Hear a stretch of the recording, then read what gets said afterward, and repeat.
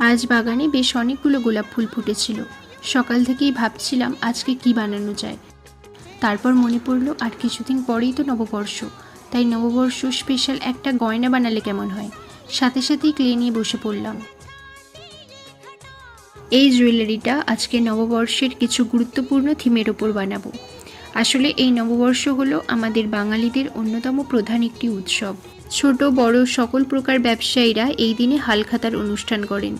পুরনো বছরের হিসেব শেষ করে নতুন বছরে নতুন খাতা শুরু করা হয় এবং দোকানে যারা কাস্টমার থাকেন তাদের মিষ্টি এবং নতুন বছরের ক্যালেন্ডার বিতরণ করা হয়।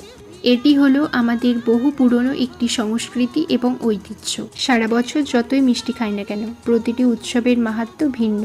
তাই এখনও এই নববর্ষের দিনে অপেক্ষা করি যে কখন বাবা বাড়ি ফিরবে নতুন ক্যালেন্ডার আর মিষ্টির প্যাকেট হাতে নিয়ে।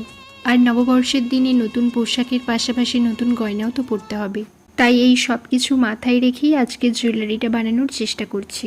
জুয়েলারিটির মধ্যে আমি রাখবো একটি মিষ্টির হাঁড়ি এবং একটি হালখাতা। ইয়াররিংসের জন্য আমি আরও দুটো ছোট ছোট মিষ্টির হাঁড়ি বানিয়েছি।